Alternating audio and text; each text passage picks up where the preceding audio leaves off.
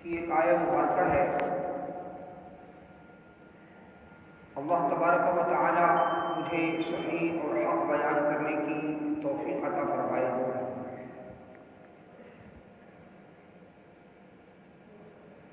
یہ ماہ مبارک جمادی الثانی امیر المومنین خلیفۃ المسلمین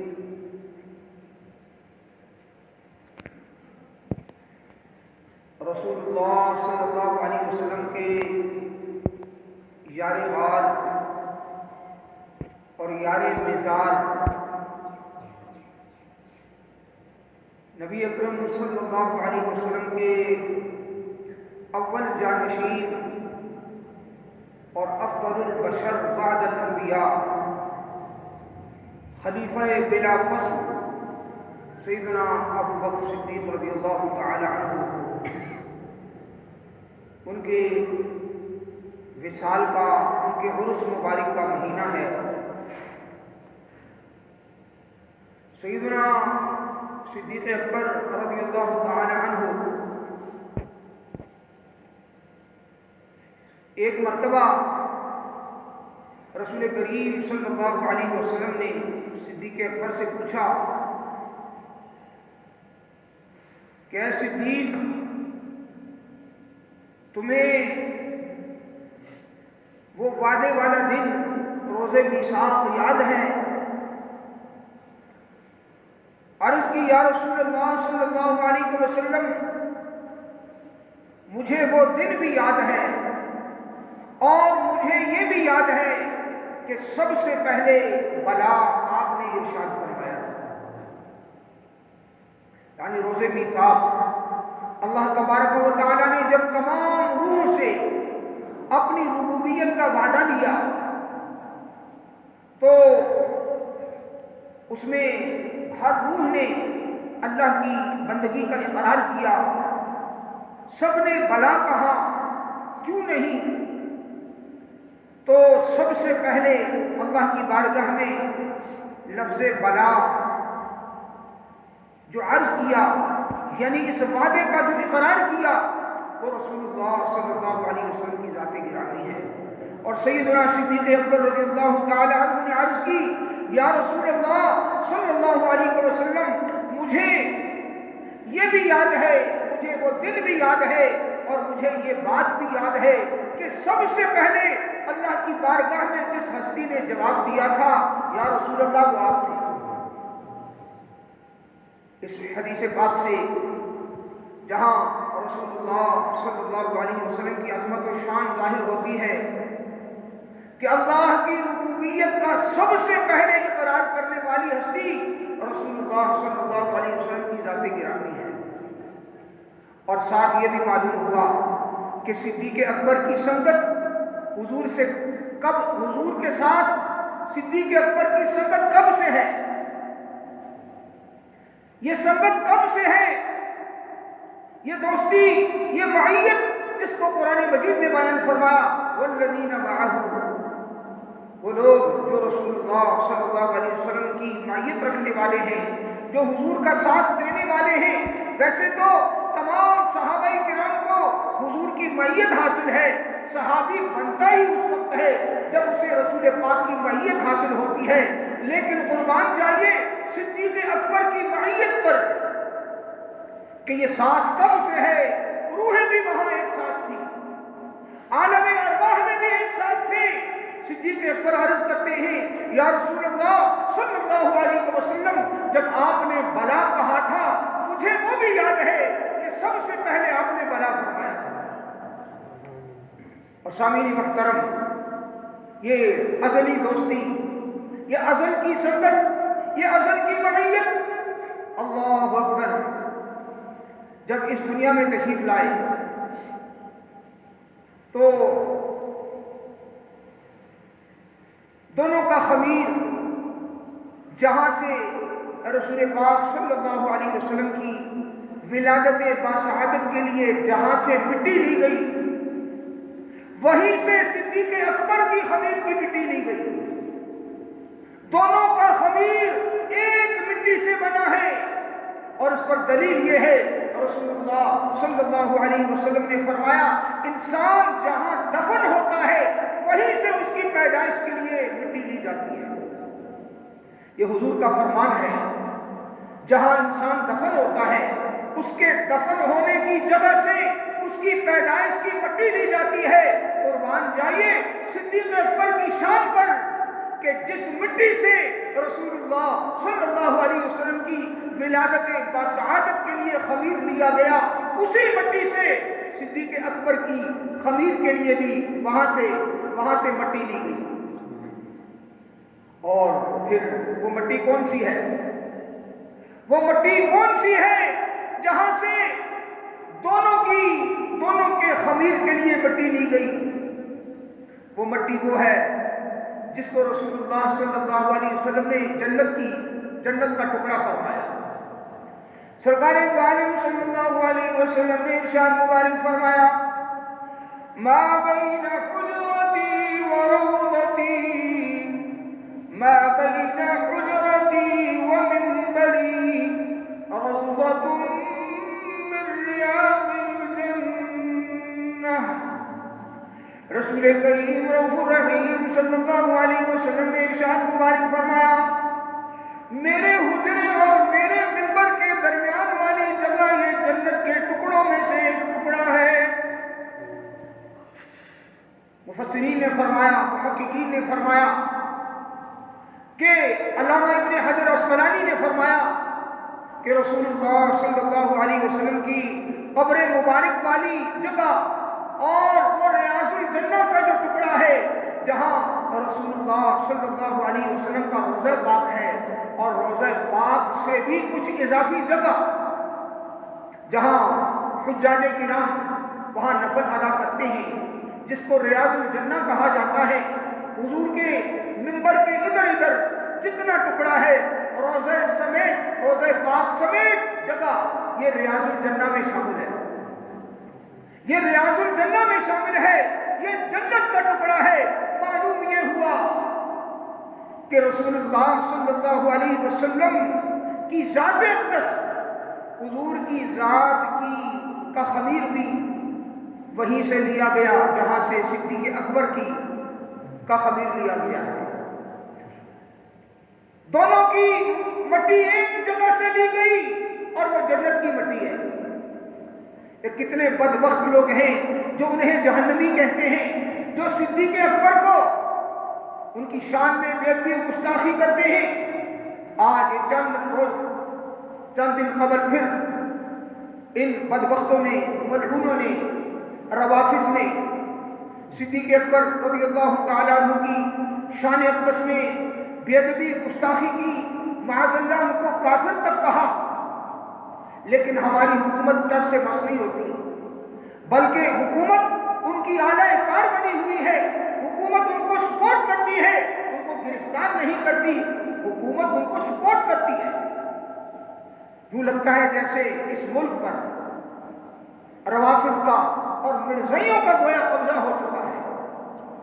ان کو وہ دندناتے پھرتے ہیں وہ گستاخیاں بے ادبی کرتے پھرتے ہیں لیکن ان کو کوئی پوچھنے والا نہیں ہے. ان کو کوئی پکڑنے والا نہیں ہے. بات یہ عرض کر رہا تھا یہ مقدس ہستیاں اللہ اکبر یہ ان کا تو خمیر ہی جنت سے لیا گیا ہے. ان کی مٹی جنت سے لی گئی. ان کا خمیر ہی جنت کی مٹی سے لیا گیا. اور مان جائیے سیدنا صدیق اکبر رضی اللہ تعالیٰ عنہ حضور کی معیت حضور کی سنگت اللہ پاک نے آپ کو کیسی سنگت عطا فرمائی. حضور کی سنگت جو صدیق اکبر کے ساتھ ہے یہ روز ازل سے شروع ہوتی ہے روز میثاق سے شروع ہوتی ہے. وہاں بھی یہ ہستیاں اکٹھی تھیں ان کی روحیں ایک ساتھ تھیں اور دنیا میں تشریف لائے تو خمیر بھی ایک ہی جگہ سے لیا گیا. عالم ارواح میں روحیں بھی اکٹھی تھیں خمیر بھی ایک ہی جگہ سے لیا گیا.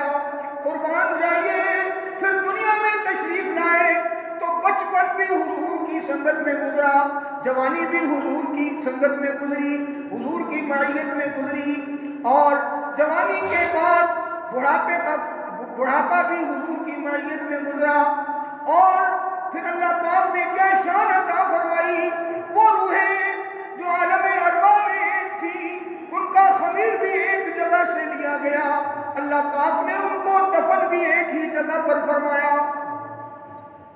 ان کو دفن بھی ایک جگہ پر کیا۔ اسی روضہ اطہر میں صدیق اکبر کی قبر مبارک ہے، اور کس شان سے صدیق اکبر اس روضہ پاک میں دفن ہوئے۔ آپ نے وصیت کی تھی، روایات میں آتا ہے کہ جب سیدنا صدیق اکبر رضی اللہ تعالیٰ عنہ کے وصال کا وقت قریب ہوا، آپ نے وصیت فرمائی، لوگوں میری میت کو، میرے جسم کو رسول اللہ صلی اللہ علیہ وسلم کے روضہ اطہر کے سامنے رکھنا، حضور کے حجرہ مبارک کے سامنے رکھنا، اور عرض کرنا، یا رسول اللہ صلی اللہ علیہ وسلم، ابو بکر صدیق آپ کے قدموں میں دفن ہونے کی اجازت مانگتا ہے۔ اگر سرکار کے روضہ اطہر سے آواز آ گئی، حضور کی طرف سے اجازت نامہ مل گیا تو مجھے دفن کر دینا، اگر اجازت نہ ملی تو پھر مجھے واپس لے آنا اور عام قبرستان میں دفن کر دینا۔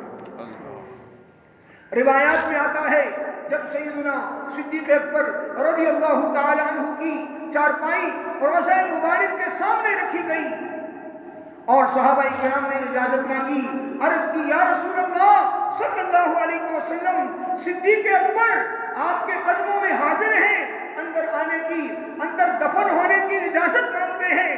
سرکار دو عالم صلی اللہ علیہ وسلم کے روضہ پاک کا دروازہ خود بخود کھل گیا، حضور کے روضہ انور کا دروازہ خود بخود کھل گیا، اور قبر مبارک سے آواز آئی، اوصل الحبیب الی الحبیب، فرمایا محبوب کو محبوب سے ملا دو، محبوب کو محبوب سے ملا دو۔ صحابہ کرام یہ پرکیف منظر دیکھ کر ان کی آنکھوں سے آنسو جاری ہو گئے، یہ کیسی سنگت ہے، کیسی محبت ہے، اللہ اکبر۔ رسول اللہ صلی اللہ علیہ وسلم کے پہلو میں صدیق اکبر دفن ہوتے ہیں، اور قربان جائیے اس سنگت پر، حضور کے ساتھ یہ سنگت جو ہے، حضور کی سنگت جب میدان حشر پر پا ہوگا، حضرت سیدنا اسرافیل علیہ السلام سور پھونکیں گے، جب سور پھونکیں گے دوسرا نفخہ ہوگا، سارے لوگ اپنی قبروں سے اٹھیں گے، سب سے پہلی جو ہستی اپنے قبر مبارک سے جلوہ گر ہوگی وہ رسول اللہ صلی اللہ علیہ وسلم کی ذات گرامی ہے، حضور کی ذات ہے، جن پر سب سے پہلے قبر شق ہوگی۔ حضور اپنی قبر مبارک سے اس حال میں باہر تشریف لائیں گے کہ آپ کی دائیں طرف صدیق اکبر ہوں گے، بائیں طرف عمر فاروق ہوں گے۔ یہ تینوں ہستیاں اپنی قبور سے سب سے پہلے تشریف لائیں گی۔ سبحان اللہ، کیا سنگت ہے، کیا سنگت ہے، میدان حشر میں بھی ان کی سنگت ہوگی، اور غار میں بھی سنگت تھی، غار میں بھی سنگت، مزار میں بھی سنگت، سفر میں بھی سنگت، حشر میں بھی سنگت، دنیا میں بھی سنگت، آخرت میں بھی سنگت، اور جنت میں بھی سنگت، حوض کوثر پر بھی سنگت، پل صراط پر بھی سنگت، جنت میں بھی سنگت۔ اللہ پاک نے کیسی سنگت عطا فرمائی، کیسی معیت عطا فرمائی، حضور کی کیسی صحبت عطا فرمائی۔ سامعین محترم، سیدنا صدیق اکبر رضی اللہ تعالیٰ عنہ، آپ کا نام عبداللہ ہے، آپ عام الفیل کے دوسرے یا تیسرے سال پیدا ہوئے۔ واقعہ فیل جو ہاتھیوں والا واقعہ درپیش ہوا، جس میں خانہ کعبہ کی حفاظت کی گئی، اللہ کی طرف سے ابابیلوں کا لشکر آیا اور ہاتھیوں کو ختم کر دیا، قرآن پاک میں اس کا ذکر ہے، تو آپ اس واقعے کے دوسرے یا تیسرے سال پیدا ہوئے۔ ایک روایت کے مطابق دوسرے سال پیدا ہوئے اور ایک روایت کے مطابق تیسرے سال پیدا ہوئے، تو گویا صدیق اکبر حضور سے عمر میں بھی 2 سال چھوٹے ہیں۔ 2 سال عمر میں بھی حضور سے چھوٹے ہیں۔ نبی پاک صلی اللہ علیہ وسلم عام الفیل یعنی ہاتھیوں والے سال پیدا ہوئے۔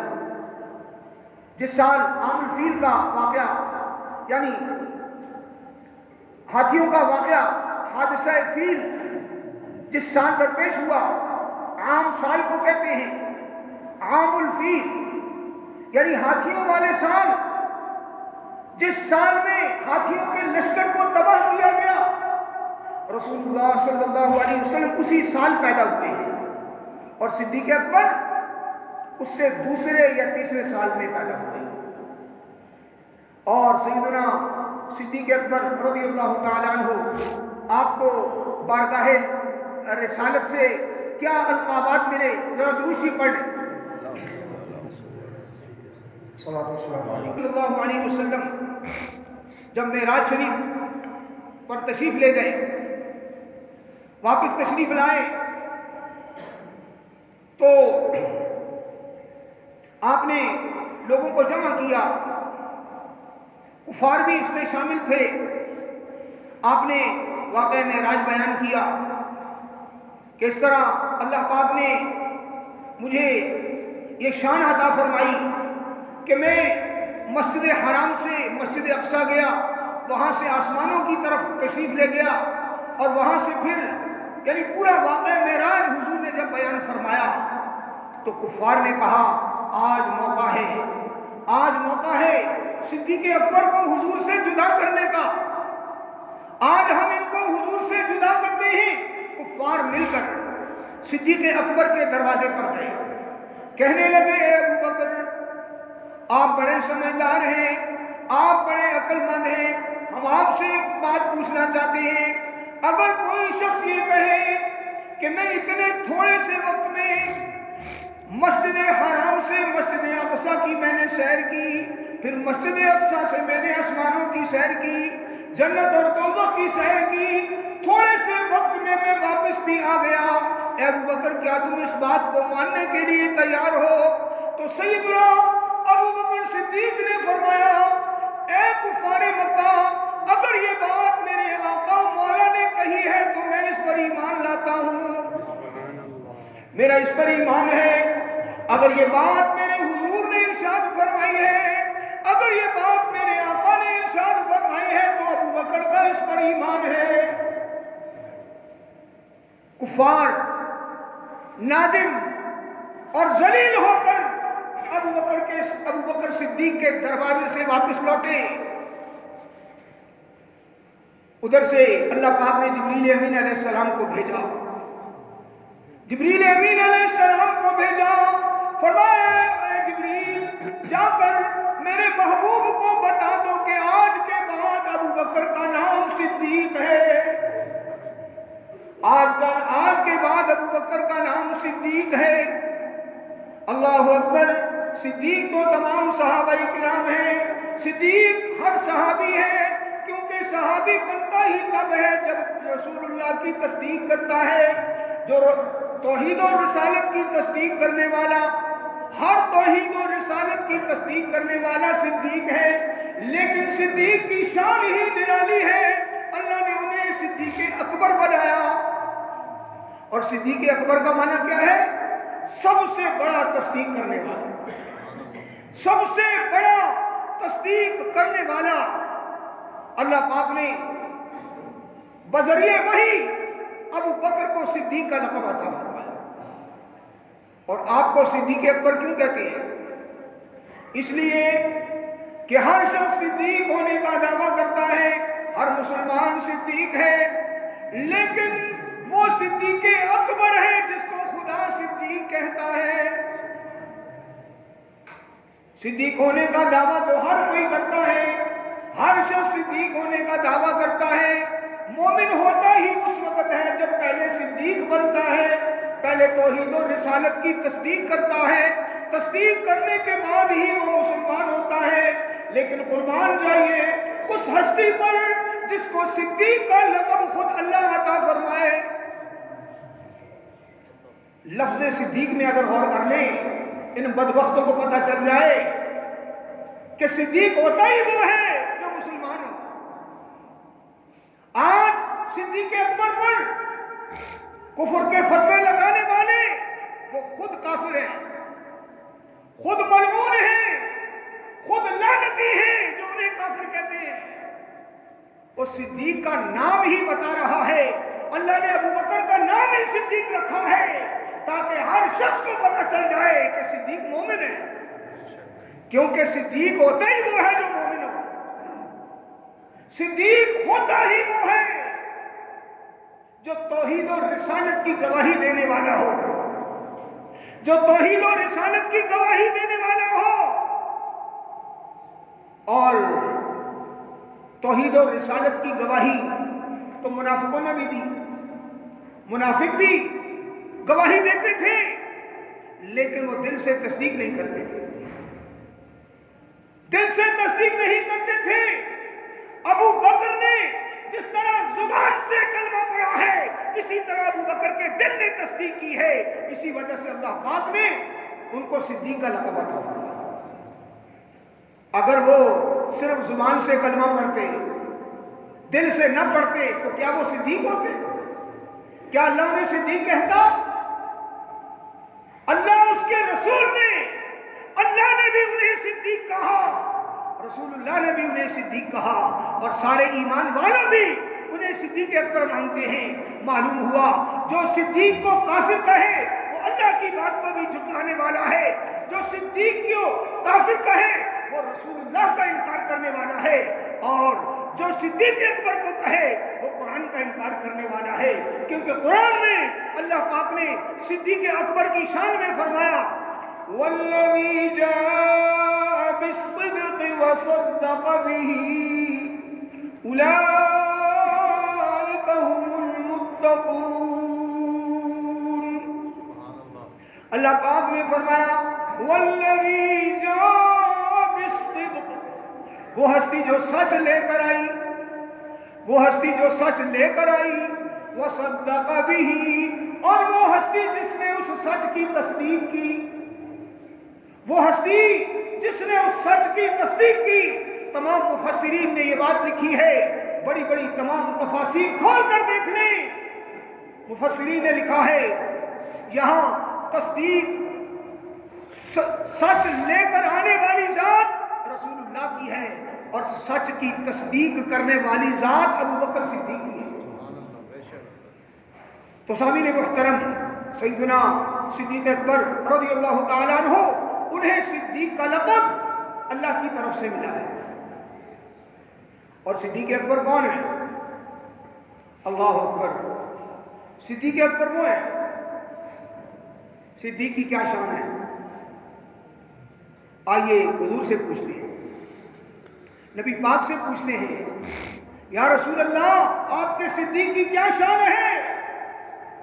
نبی پاک نے فرمایا کہ دنیا میں جس شخص نے بھی مجھ پر احسان کیا ہے، دنیا میں جس شخص نے بھی مجھ پر احسان کیا ہے، میں نے کسی کے احسان کا بدلہ نہیں چھوڑا، میں نے دنیا میں کسی کے احسان کا بدلہ نہیں چھوڑا سوائے صدیق اکبر کے، سوائے صدیق اکبر کے، کہ صدیق نے جو میرے ساتھ احسانات اور نیکیاں کی ہیں اس کا صلہ انہیں اللہ قیامت کے دن عطا فرمائے گا۔ ہاں، یہ وہ صدیق ہیں تا قیامت آنے والے مسلمان صدیق کا مقروض ہے، صدیق کا مقروض ہے، ہر مسلمان صدیق کا مقروض ہے، اور صدیق کا قرضہ اس کا بدلہ اللہ قیامت کے دن دے گا، وہ قیامت کے دن دے گا۔ اور سامعین محترم، کیا صلہ عطا فرمائے گا؟ آئیے بڑی ایمان افروز حدیث آپ کو سناتا ہوں، اس احسان کا بدلہ اللہ قیامت کے دن کیا عطا فرمائے گا؟ جب بروز قیامت اللہ سارے اہل جنت کو اپنا دیدار کرائے گا، اہل جنت کو اپنا دیدار کرائے گا، سارے جنتی جب اللہ کا دیدار کریں گے اللہ فرمائے گا اہل جنت اب تم چلے جاؤ، اب ابو بکر کو بلاؤ، ابو بکر اکیلا میرا دیدار ابو بکر اکیلا میرا دیدار کیا، تم اب سب چلے جاؤ، سارے چلے جاؤ، اب صدیق کی باری ہے، اب میرا صدیق میرا دیدار کرے گا۔ یہ صلہ ہے جو اللہ پاک ابو بکر کو قیامت کے دن عطا فرمائے گا۔ تو سامعین محترم، صدیق اکبر رضی اللہ تعالیٰ عنہ، یہاں ایک بات میں عرض کرتا ہوں، بعض لوگ میں یہ بات عقائد کی بنیاد پر کہہ رہا ہوں، ہمارے لیے نبی پاک صلی اللہ علیہ وسلم کی ہر نسبت جو ہے وہ ہمارے سر کا تاج ہے۔ حضور سے جو نسبت ہے، جو بھی نسبت ہے، اہل بیت اطہار ہیں وہ بھی ہمارے سروں کے تاج ہیں، اور حضور کے صحابہ کرام ہیں تو وہ بھی ہمارے سروں کے تاج ہیں۔ آج کل کچھ لوگ جس کو آپ یوں بھی کہہ سکتے ہیں شتر مرغ، شتر مرغ، شتر مرغ، اس کا مطلب کیا ہے؟ عربی میں، فارسی میں شتر کہتے ہیں اونٹ کو، اور مرغ کہتے ہیں پرندے کو، شتر مرغ، اور یہ پرندے کا نام بھی ہے، اس کو شتر مرغ کہتے ہیں۔ اس کو شتر مرغ کیوں کہتے ہیں؟ لطیفہ مشہور ہے، شتر اونٹ کو کہتے ہیں۔ اس کو کسی نے کہا بھائی یہ میرا ذرا وزن اٹھا کے دے جاؤ، یہ وزن اٹھاؤ۔ اس نے کہا تم اندھے ہو؟ میں تمہیں کوئی اونٹ نظر آتا ہوں؟ میں تو پرندہ ہوں، اس کے ساتھ پر بھی ہوتے ہیں۔ تو اس نے کہا پھر اگر تم پرندے ہو تو اڑ کے دکھاؤ ذرا۔ تو اڑ تو سکتا نہیں ہے، اس کا جسم بھاری ہوتا ہے، وزنی ہوتا ہے، اس کے ساتھ پر لگے ہوتے ہیں، لیکن جسم بھاری ہونے کی وجہ سے اڑ نہیں سکتا۔ تو وہ نہیوں میں نشیوں میں، یہ حضرت مخنث ہیں، نہیوں میں نشیوں میں، کسی میں بھی نہیں ہے۔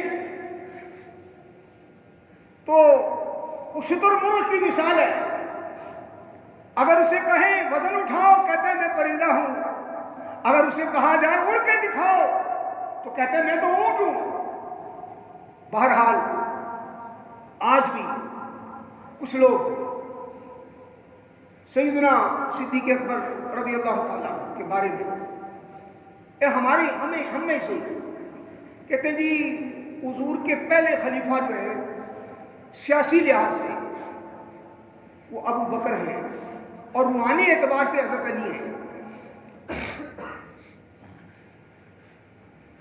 خلیفہ بلا فصل، سیاسی لحاظ سے، سیاسی اعتبار سے وہ ابو بکر صدیق پہلے خلیفہ ہیں، اور روحانی لحاظ سے علی مرتضیٰ پہلے خلیفہ ہیں، وہ خلیفہ اول ہیں، وہ بھی خلیفہ اول، یہ بھی خلیفہ اول ہے۔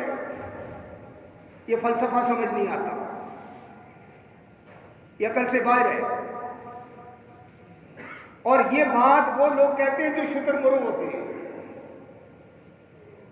جو کسی طرف بھی نہیں ہوتے۔ آئیے میں اس بات کا فیصلہ حضرت علی کی عدالت میں پیش کرتا ہوں۔ حضرت علی سے پوچھتے ہیں کہ شیر خدا آپ اس مقدمے کا فیصلہ کیجئے، خلیفہ بلا فصل ابو بکر ہیں یا آپ ہیں؟ تو سنو، مولا کائنات کا فرمان بیان کرتا ہوں، اگر نہ ثابت کر سکا، جو بات کر رہا ہوں دلیل سے کر رہا ہوں، بھرے مجمع میں کر رہا ہوں، آن دی ریکارڈ کر رہا ہوں، اگر یہ بات غلط ثابت ہو تو جو چور کی سزا ہے وہ میری سزا ہے، اگر میں بات درست کہتا ہوں تو پھر اس بات کو مان لینا چاہیے۔ حضرت علی مرتضیٰ کرم اللہ تعالی وجہہ الکریم سے پوچھا گیا، سنیں مقدمہ جو میں نے بیان کیا، اس مقدمے کا فیصلہ ہم علی مرتضیٰ کی عدالت میں پیش کرتے ہیں، آپ کیا فیصلہ کرتے ہیں؟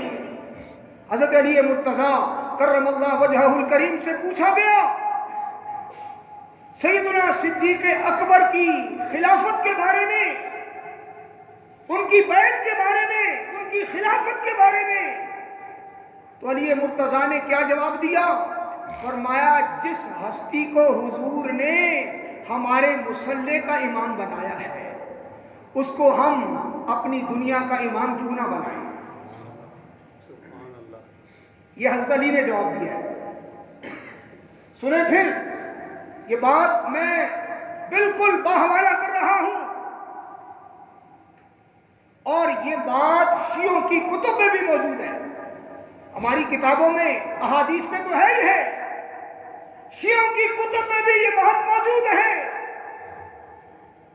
حضرت علی مرتضیٰ سے جب پوچھا گیا صدیق اکبر کی خلافت کے بارے میں تو فرمایا میں اس شخص کو اپنے دنیا کا امام، حکومت کا امام کیوں نہ بناؤں جس کو حضور نے ہماری نماز کا امام بنایا ہے، جس کو حضور نے ہماری بولو نماز کا امام بنایا ہے۔ نماز کا امام کیسے بنایا ہے؟ نبی پاک صلی اللہ علیہ وسلم کا جو وصال کا وقت قریب آیا تو حضور نے ارشاد فرمایا مروا ابا بکر فلیصلی بالناس، وما لوگوں ابو بکر کو میرا حکم پہنچا دو کہ وہ لوگوں کو نماز پڑھائیں۔ عائشہ صدیقہ نے عرض کی یا رسول اللہ میرے باپ نرم دل ہیں، آپ کی عدم موجودگی میں وہ برداشت نہیں کر پائیں گے، آپ کسی اور کو حکم دیں۔ آپ نے فرمایا نہیں نہیں، جس قوم میں ابو بکر موجود ہوں دوسرے کسی شخص کو نماز پڑھانے کا حق ہی نہیں ہے۔ صدیق کی موجودگی میں کوئی دوسرا نماز نہیں پڑھا سکتا، فرمایا کسی اور کو حق ہی نہیں ہے۔ اور پھر سرکار نے مصلی ان کے سپرد کیا، سبحان اللہ، اور پھر خود حضور نے ان کے پیچھے 17 نمازیں پڑھی ہیں۔ صدیق اکبر کی اقتداء میں رسول اللہ نے 17 نمازیں پڑھی ہیں۔ کیوں؟ اس لیے حضور کا حکم ہی کافی تھا، صدیق کی امامت کے لیے حضور کا حکم ہی کافی تھا، لیکن صدیق کے پیچھے حضور نے نماز پڑھ کر صدیق کے امامت پر مہر لگا دی۔ صدیق کے پیچھے نماز پڑھ کے رسول اللہ نے ان کی امامت پر مہر لگا دی، مہر لگا دی۔ اچھا میں اب یہ مولا کائنات کا جو میں نے آپ کو فرمان بیان کیا آپ سمجھ گئے ہوں گے، فیصلہ ہو چکا ہے۔ بھائی مصلی کی امامت یہ روحانی امامت ہے یا دنیا کی امامت ہے؟ بولو، یہ نماز پڑھانا یہ کون سی پیشوائی ہے؟ دنیا کی ہے یا دین کی؟ روحانی ہے، اور روحانی ہے نا۔ اب شک ہے آپ یا میری بات آپ کو سمجھ نہیں آ رہی؟ اس مصلی کی امامت کرنا یہ روحانی سرداری ہے یا دنیا کی سرداری ہے؟ روحانی ہے نا۔ اور پھر حکومت کی سرداری بھی حضور نے مطلب صحابہ کرام نے ان کو اپنا نمائندہ چنا، تو معلوم یہ ہوا روحانی سرداری تو انہیں حضور نے اپنی زندگی میں دے دی تھی۔ صدیق اکبر کو روحانی سرداری حضور نے اپنے مصلی پہ کھڑا کر کے صدیق اکبر کو روحانی سرداری خود اپنی موجودگی میں دے دی تھی، اور پھر بعد میں آنے والوں کے لیے حضور نے راستہ ہموار کر دیا۔